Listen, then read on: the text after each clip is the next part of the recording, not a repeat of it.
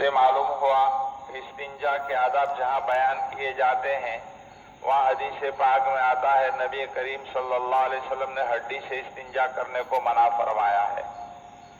یہ جو کل گزشتہ قصہ بیان کیا تھا مفتی شفیع صاحب رحمۃ اللہ علیہ نے، یہ دیوبند کے اندر ایک بزرگ تھے میاں جی اصغر رحمۃ اللہ علیہ، ان کے دسترخوان پر کھایا اور کھانے کے بعد ہر چیز کو الگ الگ جمع کیا اور ہڈیوں کو بھی ایک طرح جمع کیا کہ اس کو میں ایک وہاں پر رکھوں گا جہاں سے جن وغیرہ آ کر اللہ کی مخلوق کھا لیتی ہے۔ تو استنجا کرنے سے حدیث میں منع جو فرمایا کہ بھائی ہڈیوں سے استنجا نہ کرو، اس کی وجہ بھی سمجھ میں آ گئی کہ وہ جانوروں کی خوراک ہوتی ہے، جن وغیرہ کی خوراک ہوتی ہے۔ حدیث میں اس کی وجہ بھی بتلائی ہے کہ ذبح کیے ہوئے جانوروں کی ہڈیاں جو ہم کھانے کے بعد چوس کر صاف کر کے ڈال دیتے ہیں وہ جنوں کی خوراک ہوتی ہے۔ اگر کوئی جن اللہ کا نام لے کر اس کو اٹھاتا ہے تو اس پر ایسا ہی گوشت چڑھا دیا جاتا ہے جیسے اس پر اصل میں تھا۔ جنوں کی خوراک کے لیے اللہ تعالیٰ کا ایک نظام ہے، اسی لیے آپ صلی اللہ علیہ وسلم نے ہڈیوں سے استنجا کرنے کو منع فرمایا کہ جو آدمی اس سے استنجا کرے گا تو گویا اس کو بیکار اور ضائع کر رہا ہے۔ جو چیز جنات کی خوراک کے کام آ سکتی تھی اب ان کے کام میں نہیں آئے گی۔ اس طرح کوئلے سے بھی استنجا کرنے کے منع کیا ہے، کیونکہ کوئلہ یہ جنوں کی جانوروں کی خوراک ہے۔ جنات کی خوراک تو ہڈیاں ہے اور جنات کے جو جانور ہوتے ہیں ان کی خوراک کوئلہ ہوتی ہے، تو اس سے بھی استنجا کرنے کو منع فرمایا۔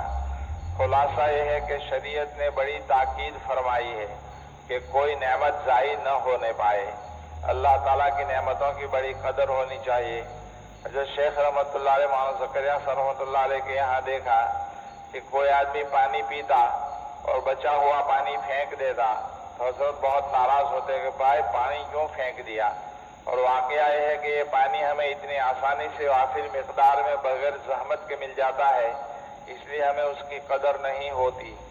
میں نے پہلے بتایا کہ چند سال پہلے جب کنڈلا میں ہندوستان میں کنڈلا میں سمندری طوفان آیا تو وہاں رفاہی کام کے لیے ہمارے یہاں سے جو حضرات گئے تھے انہوں نے بتلایا کہ جب ہم پہلی مرتبہ وہاں پہنچے تو ہمارے پاس پینے کے پانی کی بوتلیں تھی، جسے دیکھ کر 20 آدمی جمع ہو گئے اور کہنے لگے اس میں سے ایک ایک گھونٹ ہمیں بھی پانی دے دو۔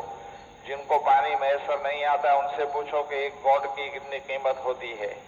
تو ہر چیز اللہ تعالیٰ کی بڑی قیمتی ہے اور نعمتیں ہیں، اس کی قدر کرنی چاہیے۔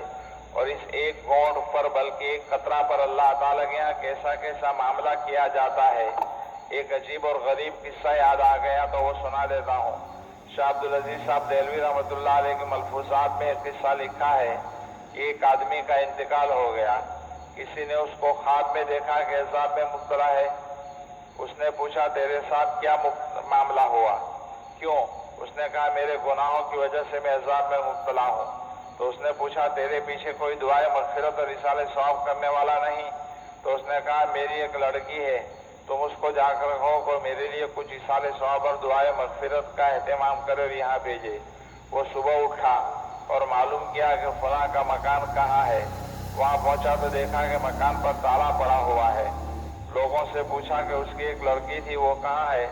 لوگوں نے بتلایا کہ وہ تو بڑی بد اخلاق نکلی، کوٹھے پر بیٹھ گئی، غلط کام جو کرواتی ہیں وہاں بیٹھ گئی اور بدکاری میں مبتلا ہو گئی۔ اس وقت وہ کسی کے ساتھ چلی گئی ہے۔ تو پوچھا مجھے اس سے ایک کام ہے، کہاں ملے گی؟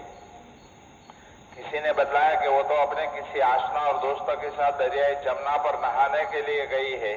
یہ آدمی وہاں پہنچا تو دیکھا وہ اپنے دوستوں کے ساتھ پانی سے کھیل رہی ہے۔ اب یہ سوچنے لگا کہ میں اس کو بتلاؤں بھی یا نہیں، لیکن پھر سوچا کہ ایک مرے ہوئے آدمی نے اپنی بیٹی کے نام ایک پیغام بھیجا ہے تو میں پہنچا ہی دوں۔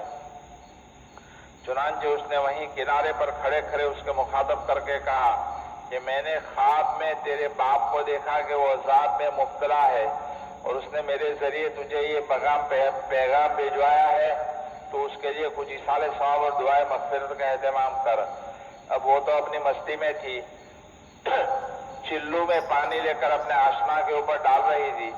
اس میں سے ایک چلو اس کے اوپر ڈال کر کہنے لگی لو یہ میرے ابا کے اصالہ ثواب کے لیے ہے۔ یہ پانی ایک چلو ڈالا۔ یہ بیچارہ تو بہت شرمندہ ہوا، واپس چلا آیا۔ اب اس کو کیا کہا جائے؟ दूसरी रात को ख्वाब में देखा तो उसका बाप अच्छी हालत में था।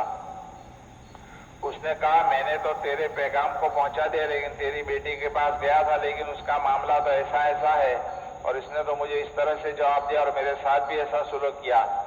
उस पर उसने कहा उसका अमल उसके साथ, लेकिन वो चुल्लू भरकर उसने जो पानी तेरे हाथ ऊपर के डाला कि अब्बा के इशारे सवाब के लिए, इस पानी का एक कतरा, उस पानी का एक कतरा एक जानवर के मुंह में गिरा जो नदी के किनारे पर 2 रोज से प्यासा पड़ा था और अंदर जाकर पानी पी सकने की भी ताकत नहीं थी।